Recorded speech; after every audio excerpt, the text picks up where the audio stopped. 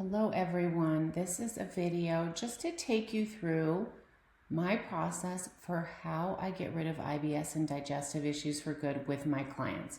So a lot of people asked me about my process and I want to share it in case there's, in case you want to work together, you're interested in working together. And also just how you can see how someone who's an expert at this goes through the process of fixing IBS and digestive issues. Because there are a lot of people out there doing it wrong, and there are a lot of people trying to do it themselves. And I just want to kind of give you a better idea of what I do so you can decide, is there something you've been doing wrong? Do you need to start over from scratch? What are you missing? Or do you need to work with someone who has a system like mine? So the very first thing is I really find it important to do a very good intake. So usually what I do is I have my questionnaires with all the details that I need to kind of glean what is causing these digestive issues and also what symptoms can we resolve quickly. That way we're getting better even before we've finished completing getting rid of the root causes, because this symptom relief quickly is very important to me as well. So I have an extensive questionnaire, and it's really based on 10 to 15 years of knowing the connections and understanding the connections between specific gut issues and how people feel and how it manifests. So I have a not too cumbersome, but a thorough intake. So that's the first thing. And then I also have a meeting with them talking about all their symptoms, their lifestyle. And then that way, when we're creating protocols and when we're looking at these symptoms, I really have a full picture, not just what's causing the symptoms and how can we get rid of those, but also what kind of program is going to be right for this person. Because some people can take 1,000 supplements with no problem. Some people, they need more lifestyle and dietary changes. Some people don't need any dietary changes at all. So I really do cater every single program exactly for the person. And that starts with the intake conversation, the consultation, and the questionnaire. So that's step one. The next step is for everybody a GI map. Now, some people, I like to do additional testing, or if they want to do additional testing, we can. But the foundation of my finding root causes is always the GI map. There are so many stool tests out there, and I receive a lot of them with clients from that they've had done previously, and I very rarely find anything useful. A lot of them are cultured, so they are not finding parasites, they're not finding candida. Usually the most helpful information is something like you need more butyrate, producing bacteria, or good producing bacteria. Something that's going to come at the end of, what probiotics to use is something that comes at the end of a program for me, not at the beginning. And so I've looked at a lot of tests. I've used a lot of tests. This one is DNA based. They don't, a lot of tests also, they only tell you if you have a problem if it's really high. A lot of H. pylori tests you get from your doctor, it only flags it if it's high. You're either there's nothing or it's high. There's no in between. But H. pylori can cause problems even when it's not high. And also it can go higher and lower. So just because you captured it on that day, on a good day, doesn't mean that 2 months later it's not really flaring up and causing problems. So this is the test I like to use. Sometimes I like to use the Trio Smart SIBO test.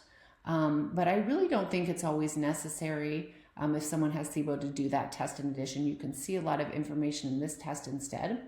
And I also, sometimes I'll do an organic acid test. If someone has mold exposure or some kind of hidden candida, I might use that test. Or if they seem to be having some neurotransmitter issues, some detoxification issues, I might recommend that. But this is really the foundation of my program and of the work I do with my clients. And this is an amazing test. It finds C. diff, E. coli, salmonella, which surprisingly, I do see those things causing issues for a lot of people, even though they don't remember getting a foodborne illness. H. pylori, they literally tell you if there's just a few of them, which a lot of tests don't tell you. You have all your good bacteria levels. We can see a lot of hidden information about parasites and insidious weight gain and things like that with this section of overall bacteria categories. A lot of information about overgrowths in the mouth and sinuses, some bacteria methanogens that do contribute to SIBO are here. And then we also have all different kinds of fungi, yeast, viruses, and parasites. And then we have a bunch of intestinal health markers telling us how we are doing with digesting fats, how's the pancreas doing, how's the immune system doing, are we having a reaction to gluten, should we be referred to a doctor for IBD, and do we have leaky gut? So this is really a wonderful test, and I do a couple of things in terms of the steps I take. I always have people use a biofilm breaker to get more results on this test. I also, because of a study that showed it often took 3 days to find parasites, I have people do a collection for 3 days. So that's kind of step 2. Step 3, we start off with some symptom reducing and basic support for people who need it. So I give people protocols. This is just a generic one. Everything's catered to my individual client, but sometimes people need digestive enzymes. Some people don't have a gallbladder. They have trouble digesting fats.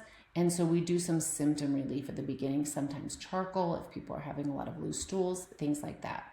The next step are killing pathogens found on the GI map or suspected. And this is really, this is part of a pathogen protocol for my free 3-step IBS fix program. But basically, we have to go in order when killing pathogens. And most people don't go in the right order. They try to tackle things like Candida first. And then we also have to use these herbs for long enough. A lot of people, even rifaximin, a lot of people are not using the antipathogenics for long enough to really get to the bottom of things. So then we have a killing protocol, and then finally at the end we have a heal and seal protocol. And all along the way, sometimes we're making dietary adjustments if needed. We also want to make sure that there's not some hidden thing that's affecting your ability to heal. Maybe you went through a protocol, you felt better, and then you got worse again. So we're looking for things like closing the ileocecal valve. Is there mold exposure that's affecting the immune system? And do we need nervous system support to relax the body and let it do its job to heal? So all throughout, we're working with those things as well. So that is the overview of what I do to help my clients get rid of digestive issues. Please reach out if you have any more questions. And also, if you want to just do a 15-minute consult, let me know what's going on, see if I can help you or give you some more information about what you're experiencing.